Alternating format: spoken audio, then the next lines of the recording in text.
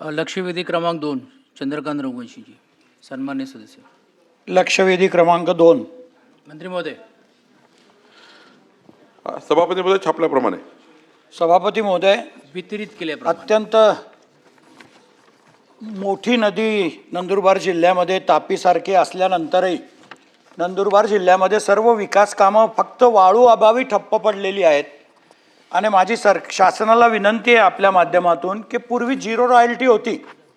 एकीकडे high court supreme कोर्टाचा निकाल आहे आदरणीय मंत्री महोदय की एकदा रॉयल्टी भरल्यावरती सदस्य परत रॉयल्टी घेता येत नाही असा सुप्रीम कोर्टाचा निकाल असताना सुद्धा आम्ही झिरो रॉयल्टीच्या माध्यमातून महाराष्ट्र सरकार परवानगी देत होती. शौर्य टेक्नॉलॉजी म्हणून एक कंपनी होती, तिला ते अधिकार दिले होते. तिच्या माध्यमातून थोड्याफार प्रमाणात शासनाला काय निधी मिळत होता मला माहीत नाही, महसूल काय मिळत होता हे माहीत नाही. परंतु आज पूर्ण नंदुरबार जिल्ह्यामध्ये एकही काम होत नाही. म्हणजे प्रधानमंत्री आवास योजनेची घरकुलं बंद आहेत, संभाजी महाराजांच्या स्मारकाचं काम बंद आहे, भगवान बिरसा मुंडाच्या स्मारकाचं काम बंद आहे. विचारलं तर रेतू येत नाही आणि रेतू येत नाही. आज 12 किलोमीटरवर गुजरात आहे. गुजरातमधून एकदा रॉयल्टी भरलेली गाडी आमच्या नंदुरबार जिल्ह्यापुरती तरी यायला आपण परवानगी देणार आहात का? किंवा झिरो रॉयल्टी, कारण सुप्रीम कोर्ट तर म्हणतं सर की एकदा रॉयल्टी भरली तर कुठल्याही राज्य सरकार परत रॉयल्टी घेऊ शकत नाही. तो निकालही माझ्याकडे आहे. मी आदरणीय मंत्री महोदयांना सुप्रीम कोर्ट आणि हायकोर्टचे निकाल सुद्धा पाठवतो. तर माझी विनंती आहे की नंदुरबार जिल्ह्याला आज या कठीण परिस्थितीतून आपण सोडवणार आहात का? आणि गुजरातची वाळू नंदुरबार जिल्ह्यामध्ये किंवा राज्यामध्ये येण्याची परवानगी देणार आहेत. सभापती महोदय, यामध्ये जे खरा इश्यू आहे, आपल्या जे नंदुरबार जिल्ह्यामध्ये जी वाळू आत्ता आहे, जी यावर्षी होती, त्याकरता शासनाने लिलाव केले. या ठिकाणी आमच्या ACS विकास खारगे आणि आमच्या पर्यावरण सचिव जयश्री भोज यांनी खूप मेहनत केली यावेळी. या दोघांनी वेळेत लिलाव केले. पर्यावरण विभागाची मंजुरी असल्याशिवाय आपण महसूल खातं लिलाव करू शकत नाही. पण यावर्षी जे पर्यावरण विभागाने जे काम केलं ते अतुलनीय काम केलं. आमच्या संपूर्ण ACS टीमने इतकं उत्कृष्ट काम केलं की वेळेत आम्ही सर्व लिलाव केले. या ठिकाणी माननीय सदस्यांना मी एवढं सांगू इच्छितो की नंदुरबार जिल्ह्यात वेळेवर लिलाव केले. 8 वाळूघाट त्या ठिकाणी गेले, पण वाळूच उचलली नाही, जिल्ह्यातली वाळू. तर जिल्ह्यात वाळू असताना गुजरातवरनं वाळू आणायला परवानगी देणे, असा एक झिरो रॉयल्टी द्यावी असा एक विषय आला होता. मी असा निर्णय घेतला होता की जोपर्यंत जिल्ह्यातली वाळू पूर्ण संपत नाही तोपर्यंत इतर राज्यातली वाळू अलाव करायची नाही.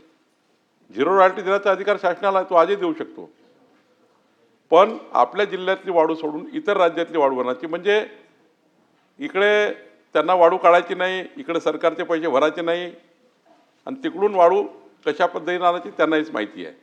त्यामुळे मला असं या ठिकाणी असं वाटतं की नंदुरबार जिल्ह्यामध्ये वाळू काढण्याकरता जो थोडा एक अडचण काय आहे की तिथली जी नदी आहे त्या नदीला पाणी 365 दिवस असतं, आणि त्यामुळे वाळूचा लिलाव होणे तिथली वाळू काढता येत नाही. त्यामुळं तिथे जसं आपल्या पर्यावरण सचिवांनी आणि आमच्या ACSने आणि आमच्या तिकडल्या डिव्हिजनल कमिशनर कोकणनी जी वाळू पॉलिसी केली आहे कोकणाकरता, की कोकणामध्ये आपल्याला पांडुब्या लावाव्या लागतात, तिकडे मग सक्शन पंप लावावे लागतात, त्यातनं वाळू येतात आणि मग त्याला आपण अलाव करतो. तर मला वाटतं काही नंदुरबार जिल्ह्याकरता एक स्पेसिफिक जी नदी 24 तास 365 दिवस वाहत असल्यामुळं वाळू असूनही वाळू काढता येत नाही, याकरता सक्शन पंप अलाव करून काही सक्शन पंप अलाव करायला लागतील, कारण तिथे वाळू आहे. पण मला वाटतं याच्याकरता आपण यावर्षी विचार करतो आहे, तो आपण करू. दुसरा, आपण झिरो रॉयल्टीबद्दल निर्णय घेता येईल, मी नाही म्हणणार नाही, पण आता 9 जूनपर्यंत आपल्याला परवानगी होती वाळू काढण्याची. पण इतर राज्यात वाळू असेल तिथल्या जिल्हाधिकाऱ्यांनी, म्हणजे इतर राज्यातल्या जिल्हाधिकाऱ्यांनी आमच्या जिल्हाधिकाऱ्याला जर प्रस्ताव पाठवला की गुजरातच्या या जिल्ह्यामध्ये एवढी वाळू आहे, गव्हर्नमेंट टू गव्हर्नमेंट ती उपलब्ध आहे, आमच्या नंदुरबार जिल्हाधिकाऱ्याकडे तो प्रस्ताव आला, त्या जिल्हाधिकाऱ्याकडे जर उपलब्ध असेल आणि आमचे जिल्हाधिकारी घ्यायला तयार आहेत आमचे जिल्हाधिकारी, तर ही वाळू मात्र झिरो रॉयल्टी देऊन घेता येईल. पण यामध्ये 2 अटी आहे. दिवसानेच त्यांना ती वाळू आणावी लागेल, रात्रभर त्या ठिकाणी वाहतूक करता येणार नाही. दुसरं, झिरो रॉयल्टी देताना सरकार हा विचार करताय तिकडं रॉयल्टी घेतात, म्हणजे त्या राज्याला रॉयल्टी मिळतं, आपल्याला काहीच मिळत नाही.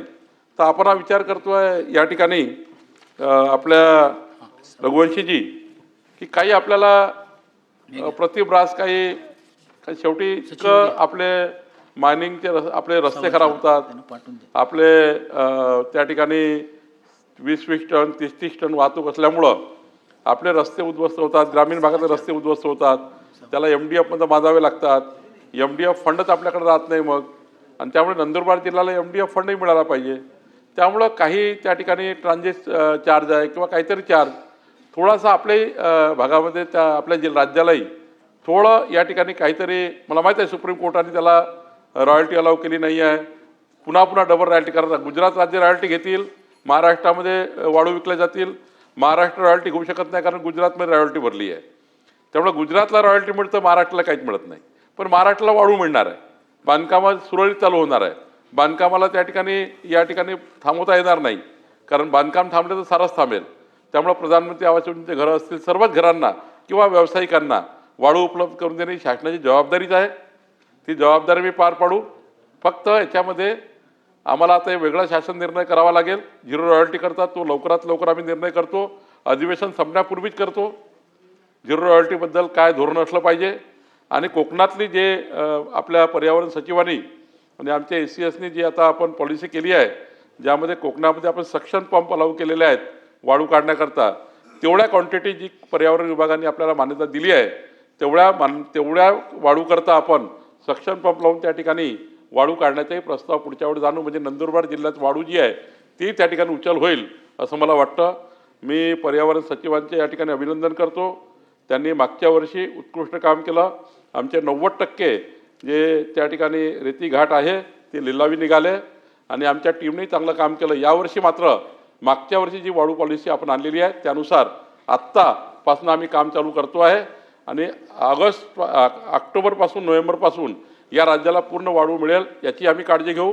मधले 3 महिने पावसाळ्याचे आम्हाला अलाव नसतं NGTच्या गाईडलाईनप्रमाणे, तेवढा काळ सोडला तर पुढच्या काळाची तयारी आम्ही करतोय. बोला स्पेसिफिक विचारा, एवढं सविस्तर मंत्री महोदय. सर स्पेसिफिकच बोलतोय. सर आपल्यालाही माहिती आहे की तापीमध्ये भरपूर रेतू आहे, वाळू आहे, परंतु सेक्शन पंप आपण लावायची परवानगी देत नाही. गुजरात राज्यामध्ये 12 महिने पाणी आहे, पण त्या शासनाने परवानगी दिलेली आहे पूर्वीपासून, म्हणून गुजरातमध्ये रेतू निघते. आमच्या प्रशासनाने जरी पहिले टेंडर काढून दिले तरी एक ब्रास रेतू निघणार नव्हती हे आपल्याला माहिती होतं, आणि म्हणून आपण पॉलिसी करणार, आम्ही नंदुरबार जिल्ह्याला परवानगी देणार. तोपर्यंत या झिरो रॉयल्टीला जर सुरुवात केली, रॉयल्टी काय घ्यायची हा शासनाचा विषय, आमचा विषय नाही. तुम्हाला काय रॉयल्टी घ्यायची असेल ती घ्या, फक्त रात्रीच्या 9 वाजेपर्यंतच वाहतुकीला परवानगी द्या तरी आम्हाला चालेल, 8 वाजेपर्यंत द्या. पण कमीत कमी आज जिल्ह्यामध्ये सर्वच विकासाची कामं थांबली आहेत, आणि या वाळूच्या भरोसे जिल्हा अधिकारीची बी वाळूची गाडी धरतात. एखाद्या वेळेला जर नजर दिसली आल्या त्यांना तर तहसीलदार बी तेच काम करतात, प्रत्येकाला तेच काम आहे. त्याच्यापेक्षा इतर जिल्ह्यामध्ये महत्त्वाची कामं भरपूर आहे. तर माझं विनंतीच आपल्याला अशी आहे की आपण सेक्शन पंप लावून नंदुरबार जिल्ह्याला जेव्हा परवानगी देणार त्या गोष्टीला साहेब 2-3 महिने तरी लागतील. तोपर्यंत सगळाच जिल्हा पूर्ण ठप्प आहे. तर गुजरातच्या रेतूला काय करायचं काय नाही. आता आपल्या कलेक्टरने सुद्धा गुजरातच्या तापी आमचा जिल्हा आहे शेजारचा, त्या तापी जिल्ह्याच्या कलेक्टरला जर एक फोन लावला तरी ते NOC पाठवू शकतात किंवा आपल्याला पत्र देऊ शकतात. हे प्रशासनाचा अंतर्गत विषय आहे, फक्त लोकांची सोय होऊन जाईल. तर आत्ता तात्पुरती तरी का होईना पण आपण झिरो रॉयल्टी ताबडतोब चालू करण्याच्या सूचना देणार का?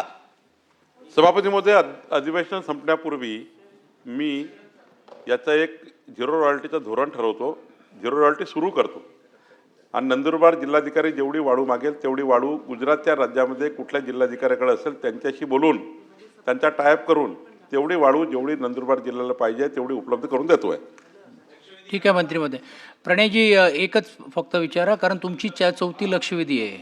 हा प्रश्न, ही लक्षवेधी भलेही नंदुरबारसाठी लागलेली आहे, पण हा संपूर्ण महाराष्ट्रातला हा प्रश्न आहे.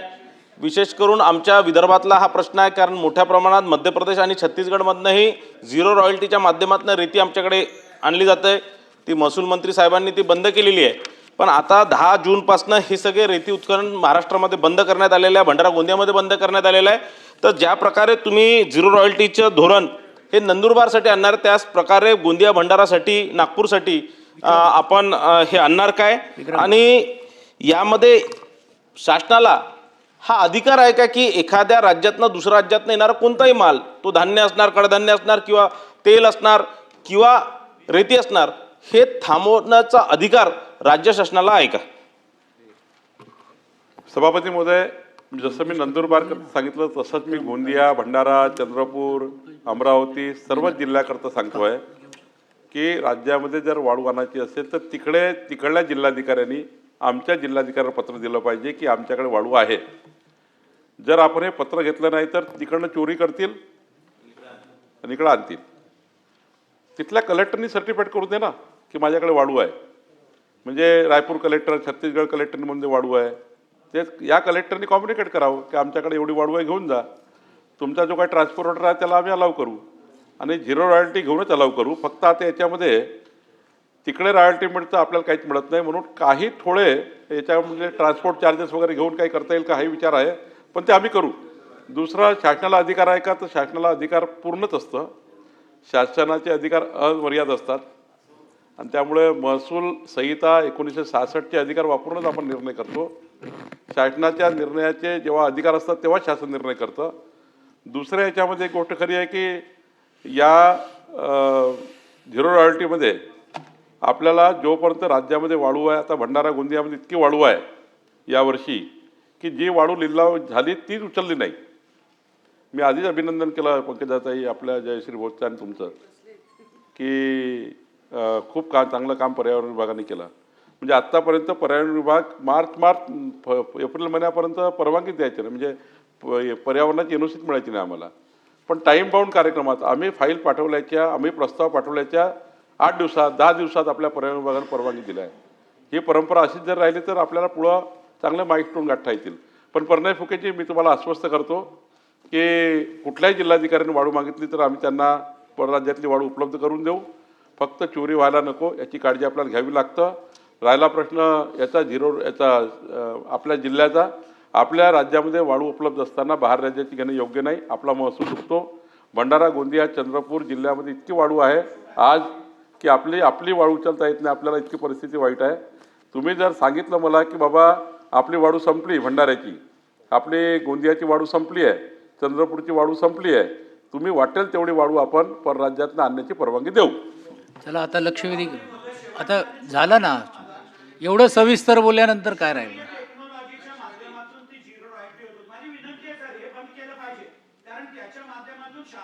मिळत नव्हतं. उलट त्यांच्याकडनं कुपन घेऊन लोक रस्त्यामध्ये ट्रक दिसली तिला कंपल्सरी द्यायची रॉयल्टी. एकदा रॉयल्टी असल्यावर बी दुसरी घ्यावी लागायची, कारण काही प्रमाणामध्ये दादागिरी करणारे लोक तिथं राहायचे. आणि म्हणून माझी विनंती आहे की रॉयल्टी जिल्हाधिकारी कार्यालयानेच दिली पाहिजे. जिल्हाधिकारी कार्यालयाने काय घ्यायचं ते घ्यावं आणि ही मध्यस्थी जी एजन्सी आहे short. ती एजन्सी काढून टाकावी अशी माझी विनंती आहे. आपण मंत्री टाळणार का? मंत्री महोदय, याच्यामध्ये आत्ता शौर्या जी एजन्सी होती मागच्या सरकारच्या काळात, ती एजन्सीचा वेळ संपला आहे. आता आपण इंटिग्रेटेड पूर्ण प्लॅन तयार केला. ऑनलाईन संपूर्ण मॉनिटरिंग करणे, येणाऱ्या प्रत्येक वाळूच्या ट्रकची मॉनिटरिंग करणे, त्यांचं पूर्ण कंप्लीट सुपरविजन करणे, याकरता नवीन आपण त्या ठिकाणी रेलटेल कंपनीची आता नियुक्ती झालेली आहे. आणि कोकण कमिशनरच्या अंडरमध्ये राज्याचा पूर्ण सॉफ्टवेअर कोकण कमिशनर ऑफिसमध्ये राहणार आहे.